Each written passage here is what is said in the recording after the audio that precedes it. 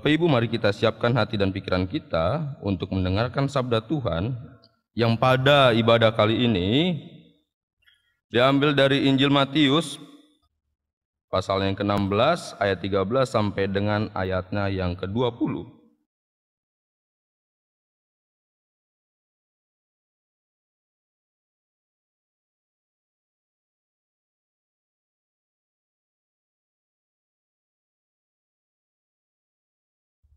Mari kita berdoa. Bapa yang baik, kami sangat mengucap syukur kepadamu karena kami masih diperkenankan untuk mengikuti ibadah dengan kondisi tubuh yang sehat, yang kuat. Dan dalam ibadah ini tiba saatnya kami mendengarkan sabda Tuhan. Itu adalah kerinduan kami ya Tuhan. Tuhan juga yang mengetahui. Oleh karena itu tuntunlah kami, bantulah kami memahami makna daripada firman-Mu. Kiranya Roh Kudus-Mu bekerja atas kami semua. Selaku hamba-Mu ini yang akan membawakan firman-Mu, kiranya juga Engkau tuntun Tuhan. Sehingga bukan kekuatan dari hamba-Mu ini sendiri, melainkan kekuatan Tuhan saja yang bekerja di dalam pemberitaan firman Tuhan. Kami mohon kepadamu ya Tuhan di dalam nama Kristus. Amin.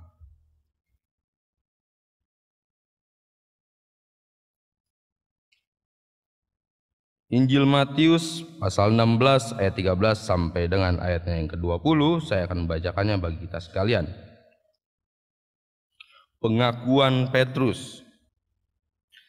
Setelah Yesus tiba di daerah Kaisarea Filipi, ia bertanya kepada murid-muridnya. Kata orang, "Siapakah anak manusia itu?" Jawab mereka, "Ada yang mengatakan Yohanes Pembaptis. Ada juga yang mengatakan Elia. Dan ada pula yang mengatakan Yeremia atau salah seorang dari para nabi." Lalu Yesus bertanya kepada mereka, "Tapi apa katamu, siapakah aku ini?" Maka jawab Simon Petrus, "Engkau adalah Mesias, anak Allah yang hidup." Kata Yesus kepadanya, "Berbahagialah engkau Simon bin Yunus, sebab bukan manusia yang menyatakan itu kepadamu, melainkan Bapa-Ku yang di sorga. Dan aku pun berkata kepadamu, engkau adalah Petrus, dan di atas batu karang ini aku akan mendirikan jemaat-Ku, dan alam maut tidak akan menguasainya. Kepadamu akan kuberikan kunci kerajaan sorga. Apa yang kau ikat di dunia ini akan terikat di sorga, dan apa yang kau lepaskan di dunia ini akan terlepas di sorga." Lalu Yesus melarang murid-muridnya supaya jangan memberitakan kepada siapapun bahwa Ia Mesias. Demikian jauh bacaan firman Tuhan. Berbahagialah setiap kita yang telah membaca firman Tuhan, mendengar firman Tuhan, terlebih lagi juga menghidupkan firman Tuhan ini dalam kehidupannya sehari-hari. Haleluya.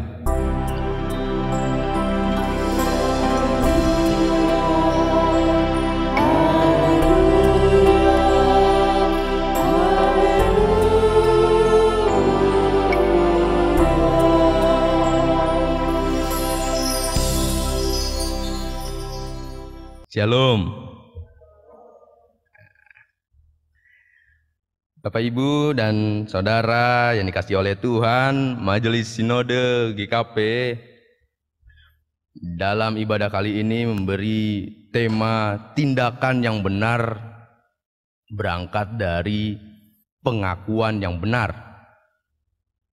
Ketika membaca tema ini, saya langsung teringat dengan dosen saya, Emmanuel Grit Singgi, yang biasanya membuat buku itu dari Yerusalem, dari Babel ke Yerusalem, dari Yerusalem ke Asia.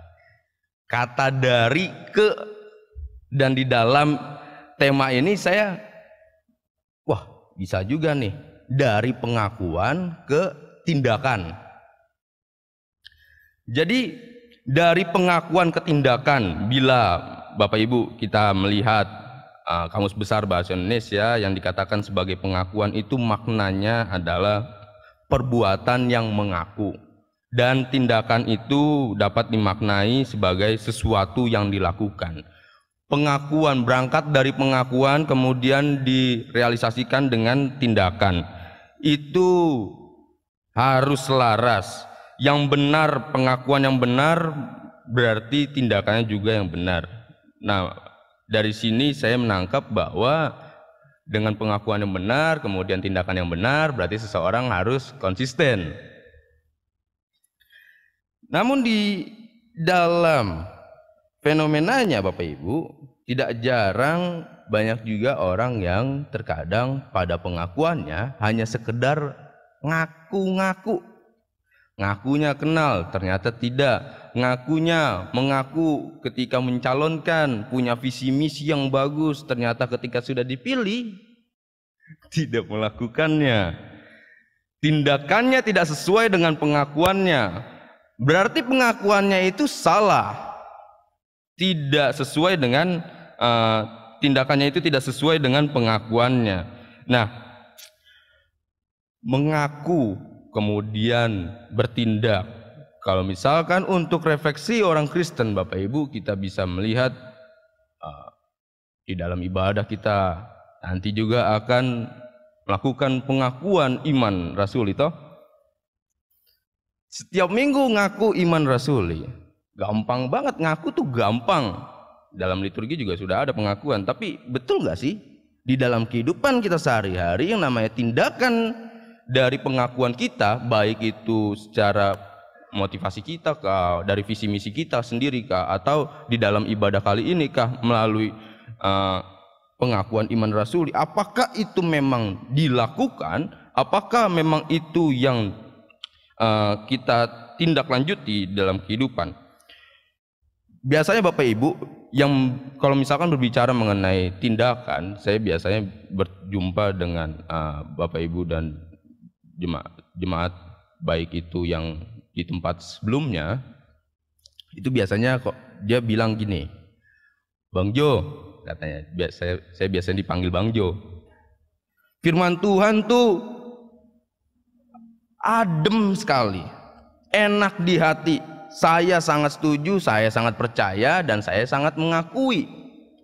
Tapi ketika untuk menghidupkannya, terkadang sulit. Kok sulit tuh? Katanya adem, katanya kan nggak terlalu berat juga firman Tuhannya.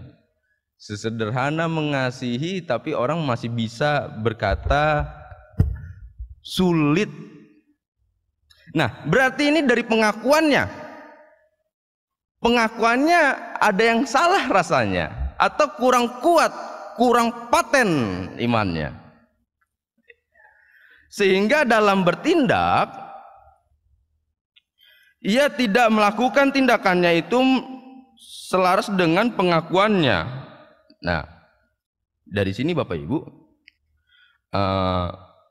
berarti seseorang itu harus lebih lagi ketika bertindak menghayati pengakuannya, sehingga tindakannya dapat selaras dengan pengakuannya. Hal ini dapat dilakukan Bapak Ibu bila memohon penyertaan Tuhan. Kalau misalkan dilakukan dengan kekuatan dari diri sendiri, itu akan agak payah. Tapi kalau misalkan dibantu oleh kekuatan dari Tuhan, itu tentu akan bisa terlaksana dan tentu akan dilakukan dengan sepenuh hati. Seperti halnya Rasul Paulus. Saya terlalu cepat ngomong jadinya kelewatan nih. Seperti halnya Rasul Petrus di dalam firman Tuhan ini Bapak Ibu. Kita melihat bagaimana pengakuannya Petrus terhadap Tuhan Yesus. Di dalam pengakuannya itu terjadi di wilayah Kaisarea Filipi. Tuhan Yesus bertanya kepada murid-muridnya, siapakah yang dimaksud dengan anak manusia? Ada yang menjawab, toh kalau misalnya kita lihat secara eksplisit itu terang-terangan bahwa Anak manusia itu adalah Yohanes Pembaptis. Ada juga yang menjawab Elia, ada juga yang menjawab Yeremia, yang jelas menunjuk pada nabi-nabi. Namun setelah itu Tuhan Yesus juga bertanya kembali, bukan mengenai anak manusianya, tapi lebih merujuk pada kedirian Tuhan Yesus. Karena toh ketika Tuhan Yesus melayani, banyak orang memberikan gelar kepada Tuhan Yesus. Ada yang menyebut dia rabi, ada juga yang menyebut dia nabi, ada yang menyebut dia imam. Ada juga yang menyebut dia adalah anak Daud. Yesus anak Daud, Yesus orang Nazaret. Dan ketika pertanyaan itu disampaikan kepada murid-muridnya, Bapak Ibu, di sini cukup menarik. Karena dari sekian banyaknya murid-muridnya Tuhan Yesus, hanya satu yang menjawab, yaitu Petrus. Petrus menjawab bahwa engkau adalah Mesias, anak Allah yang hidup. Kau adalah Mesias, anak Allah yang hidup. Nah, cuma Petrus dan yang lainnya tidak. Kemungkinan besar, Bapak Ibu, bahwa murid-murid yang lain itu mengaku sama seperti pandangan umum, yaitu bahwa Yesus adalah rabi, mengikuti Yesus karena dia adalah sosok seorang nabi.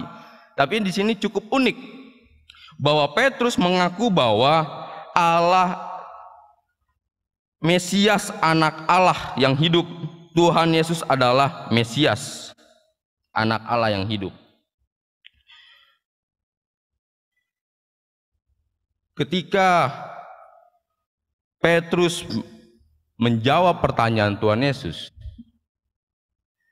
ini bukan hasil dari riset. Ini bukan hasil penelitian, pemahaman dia untuk memahami Tuhan Yesus, pengetahuan dia, bukan Bapak Ibu.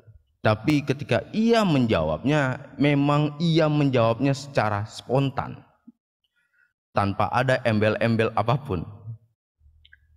Dan dari spontanitas itu, Bapak Ibu, bisa dilihat bahwa ada peran Allah yang memberikan hikmat kepada Petrus sehingga ia dimampukan untuk mengucapkan kata tersebut, engkau adalah Mesias, anak Allah.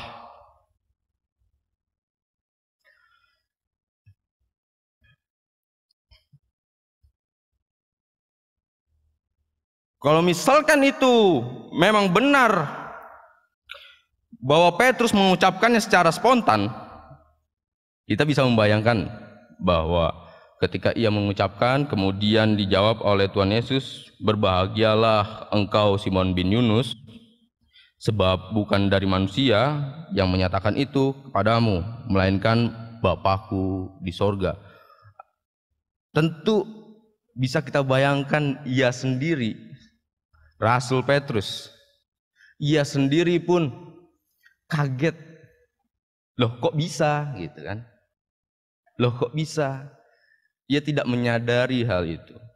Tapi dari situ ia semakin lagi memahami bahwa ada peran kerja Allah di dalam dirinya.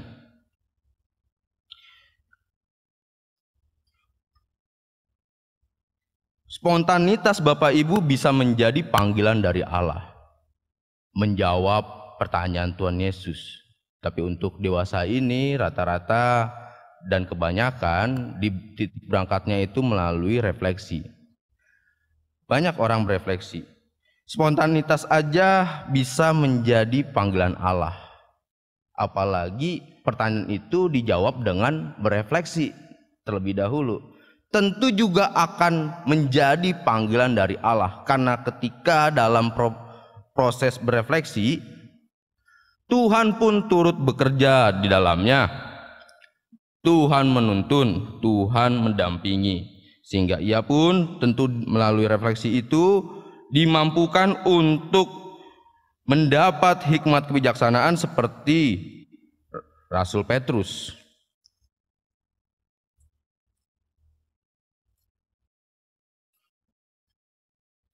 Dari isi perikop ini Bapak Ibu, Rasul Petrus memiliki pengakuan yang kuat. Dan misalkan kita balik lagi ke tema pengakuan ke tindakan. Tindakan di dalam perikop ini, misalkan kita lihat di ayat 18, dikatakan, dan aku pun berkata kepadamu, engkau adalah Petrus, dan di atas batu karang ini aku akan mendirikan jemaatku, dan alam maut tidak akan menguasainya. Ini bisa dipahami sebagai tindakan yang akan dilakukan Yesus, tapi sifatnya itu akan mendatang, dan di dalam perikop ini belum terjadi, belum dilakukan. Walaupun demikian Bapak Ibu, kita bisa melihat sejarahnya, di mana Rasul Petrus itu memiliki pengabdian yang sungguh-sungguh kepada Tuhan Yesus. Walaupun toh di hari depan Rasul Petrus akan menyangkal Tuhan Yesus sebanyak 3 kali. Itu adalah kesulitannya, ketidakkonsistenannya dalam mengaku dan bertindak. Tapi dari situ kita lihat bahwa sisi kemanusiaan Rasul Petrus tidak mau berkorban. Terkadang Bapak Ibu, di dalam pengakuan dan bertindak, pengorbanan itu bisa dilakukan.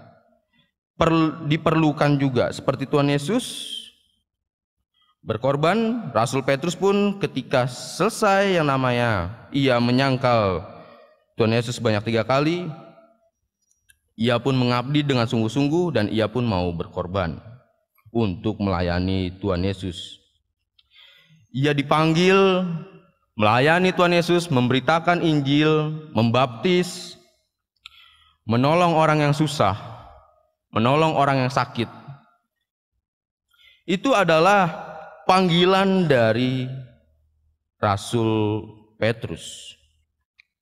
Nah, sampai sejauh ini Bapak Ibu, bagaimana dengan kita yang menghayati Tuhan Yesus Kristus? Sudah benarkah pengakuan kita kepada Tuhan Yesus? Sudah benarkah tindakan kita kepada Tuhan Yesus?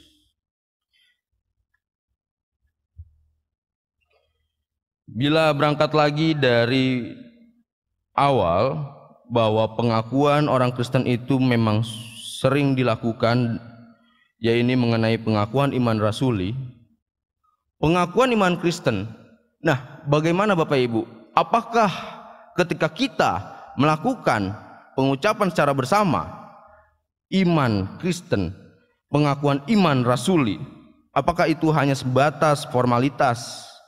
Karena di dalam liturgis itu tertera sehingga kita melakukannya mengikut-ikut saja, atau kita memang merefleksikannya dengan penuh penghayatan, kita mengucapkan pengakuan iman kita. Tentu kalau misalkan kita mengucapkan pengakuan iman kita dengan penuh semangat, dengan penuh penghayatan, dan di situ tentu ada yang namanya refleksi, dan tentu tidak akan menjadi formalitas kebiasaan saja. Tentu ada hal baru yang akan ditemukan, dan ketika itu terjadi, tentu juga kita juga akan dimampukan untuk menghidupkan firman Tuhan itu di dalam kehidupan kita, untuk menghidupkan pengakuan iman itu di dalam kehidupan kita. Aku percaya kepada Allah Bapa yang Maha Kuasa, Khalik langit dan bumi, pengakuan, dan kepada Yesus Kristus, Anak yang tunggal Tuhan kita, mengaku Tuhannya adalah Yesus Kristus. Yesus Kristus menghidupkan kasih. Sebagai orang Kristen berarti harus menghidupkan kasih. Kalau misalkan kesulitan untuk menghidupkan kasih, berarti sisi kedagingan yang agak payah. Berarti dalam menghidupkan itu harus lebih lagi menghayati, aku sedang melayani Tuhan Yesus. Dan kepada Yesus Kristus, Anak yang tunggal Tuhan kita, yang dikandung daripada Roh Kudus, lahir dari anak darah Maria, yang menderita di bawah pemerintahan Pontius Pilatus, mau menderita untuk kebenaran,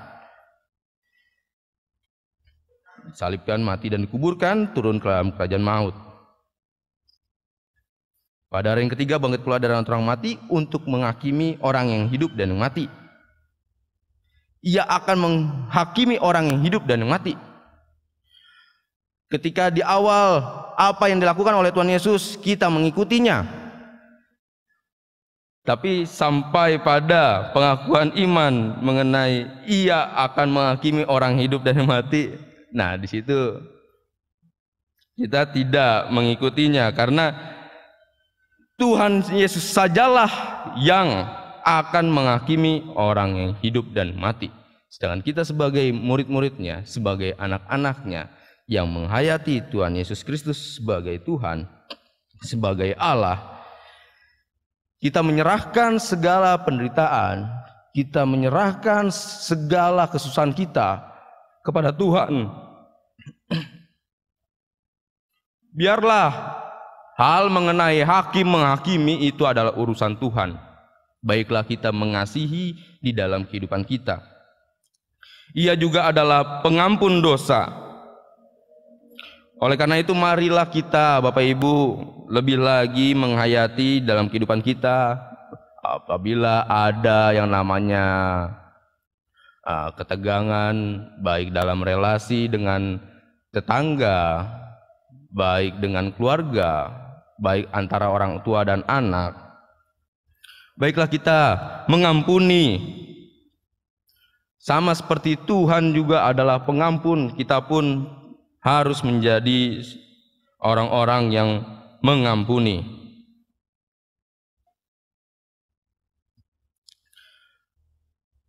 Bapak Ibu, kita sudah mengaku setiap minggu yang sangat mendalam melalui pengakuan iman rasuli. Pengakuan iman rasuli itu adalah pengakuan Kristen yang sangat dalam maknanya.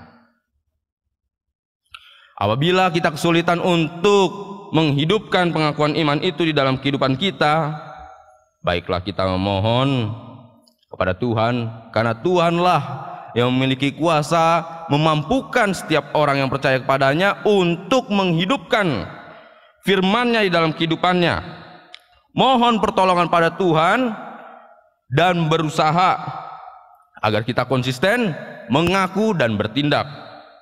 Dan melalui tindakan kita berjumpa dengan setiap orang, orang pun akan belajar kepada kita dan memiliki pengakuan yang benar serta juga bertindak dengan benar.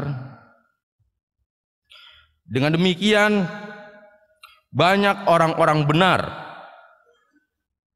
Dengan banyaknya orang-orang benar berarti makin nyata yang namanya kerajaan Allah. Baiklah kita merefleksikan, mendalami pengakuan iman kita dan merefleksikan kembali tindakan kita dalam menghidupkan iman kita dalam kehidupan kita. Hayatilah firman Tuhan ini Bapak Ibu, mengakulah lebih dalam lagi, bertindaklah dengan sesungguh hati agar kiranya penyertaan Tuhan dapat kita rasakan, berkat Tuhan dapat kita rasakan dan juga dapat dirasakan oleh orang-orang di sekitar kita. Amin. Satu doa bagi kita sekalian.